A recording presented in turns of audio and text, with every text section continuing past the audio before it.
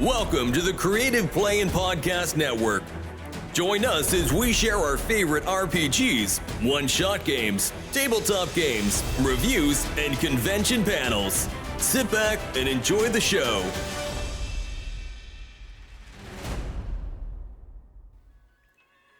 Hi, this is Kelly, aka Trixie from Ragnarok and Roll, assigned to Ragnarok Story, and Tilda Wimblewick from D&D Journey of the 5th Edition.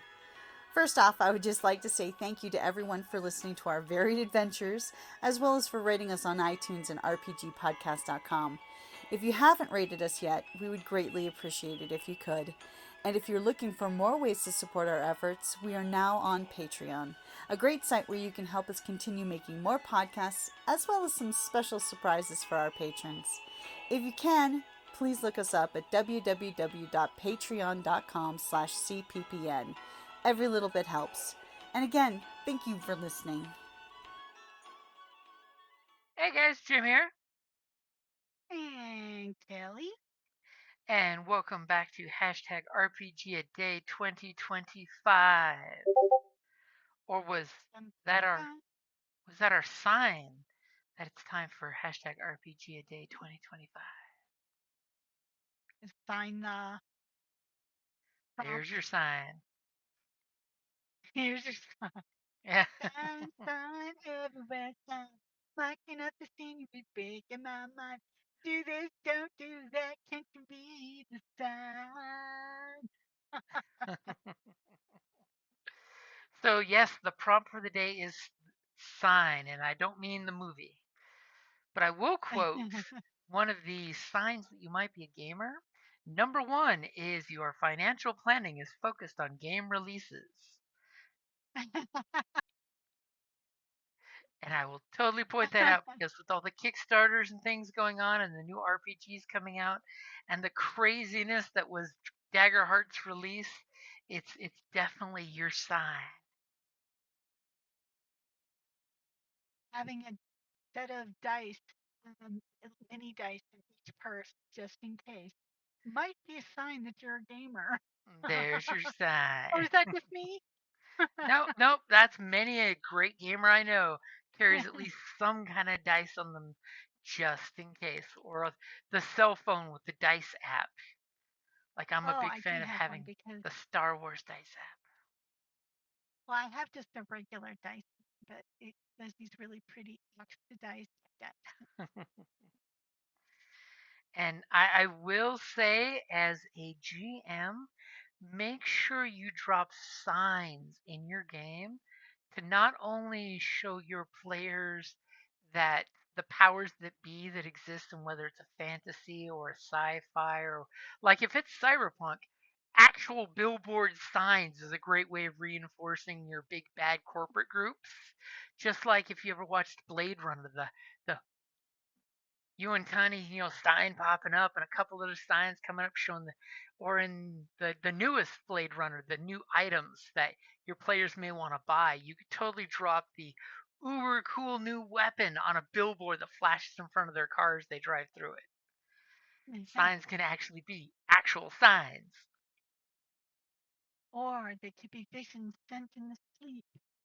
So yeah. A sign to, some that divine, divine inspiration to prompt them to. And one of the signs I'm a huge fan of in storytelling, and it totally goes back to me being a kid watching the movies from the 40s, 50s, and 60s. The classic road sign that tells the party where they need to go at a fork that's broken and a single nail is holding it so the sign spins, or the sign was knocked down by a horse or a carriage or something. So when the group comes up and picks up the sign, it could actually point either way. So if you as a GM want to, take them on a detour to go do a thing, you could, or both paths lead to where your story is going. Because regardless if your players think they can go left or right, both paths are the same answer. And then after you complete the first path, the other path could be something totally different. Because like in the. Can also use. Go ahead. Go ahead. No, go ahead. No, no. Well, I was just gonna say you can use signboard to uh for the players to like find work. Mm-hmm. Yeah, the old You know, long sheet posting. boards, you know, Exactly. with the wanted posters and the quest givers looking Hmm. for someone to do this. Totally has a picture of a missing chihuahua with the little tabs of what spell wizard to contact if you find his missing familiar. Exactly. It's always funny because Signs can be in multiple different ways. they show a cute Oh picture boy. of a little bird and it's actually a griffin. Hey, one man's bird is another man's griffin. Hmm. And another thing I love with signs is you can actually, as a GM, it can be really difficult to communicate to your players what's coming up without, ruining the story. But you can always sprinkle in signs of previous groups that were wiped out and use that sign as an abject lesson for the group. Like, say they're going after something that breathes poison, but you don't want to give your players too much of a hint. But you find a group of corpses, and someone has to do a medicine check to find out that these Ah. people were all gassed by a poison gas. Or, you see a sign, and all of a sudden, like, hey, these bodies have holes in them in the dungeon, and somebody says, can I do a medicine check? Oh, yes, you see that Mm, mm. they all look like spear points came out of the floors or the ceilings and stabbed them from above in this hallway. And now the group gets really suspicious and starts doing perception checks. Especially if you are having a death gauntlet for them and Mm. nobody's bothering to check. That is the best when you see the victims of kobolds and you make the group realize, oh God, the kobolds killed them with trap A, trap B, and trap C, and we haven't even been looking out for these traps yet. As you hear the Hey, kobold wait a minute. horn. I remember Dark Vision Games just came up against. Yeah, I seem to remember some of those signs. Oh, and it's good to drop those as your Going up players against as a kobolds. warning. Hmm. All of a sudden, you saw a victim covered in bug bites, and you were just like, "What do you mean he's covered with tiny bug bites?"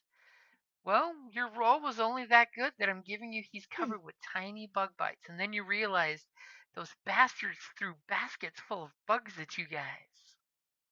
that was. Ugh. Nothing like a wicker basket full of centipedes coming crawling out. Ah, Not only does that delay your group, attacking the kobolds, but it also leaves a nice swarm in the path so nobody can be all cocky and run through it and get hit by an attack of opportunity. ew. And then you look up in the ceiling and see more baskets dangling by No, very no, thin rope. Please That stop with the nightmare fuel. okay, okay. I will stop with those signs. Instead, I will Thank you. say, as a player, ask your GMs, are there any signs that the gods say I'm doing the right thing? Because in fantasy settings, especially when you have clerics, and I'm totally teasing for a upcoming campaign, clerics should Yeah. always be asking for the signs of their gods. Pray first sign. Follow the Yeah. bird! The bird's going to the other way. Ignore the bird! Classic Willow. The bird is going back to the village. Ignore the bird.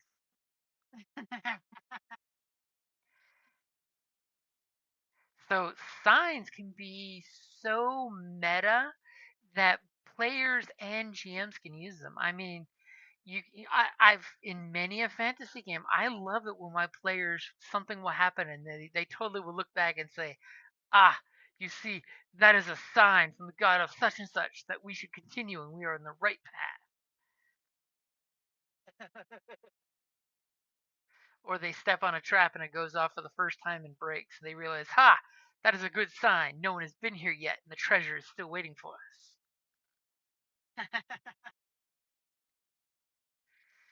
Because So you think.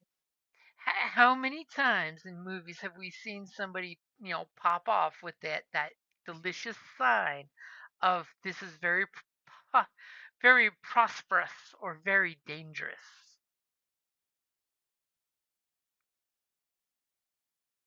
Well, I mean, divine inspiration can be a sign, can be a warning. Mhm.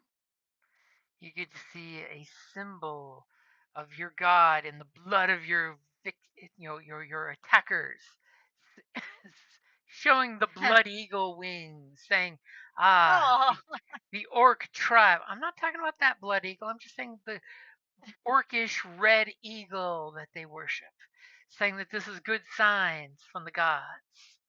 We must be doing what they want. good job. And if your players are ever doing things, never be afraid to have a soothsayer or a psychic come out and say, "The signs say you should go the other way, or you should leave me Roll the boat. alone." Bring out the oracle.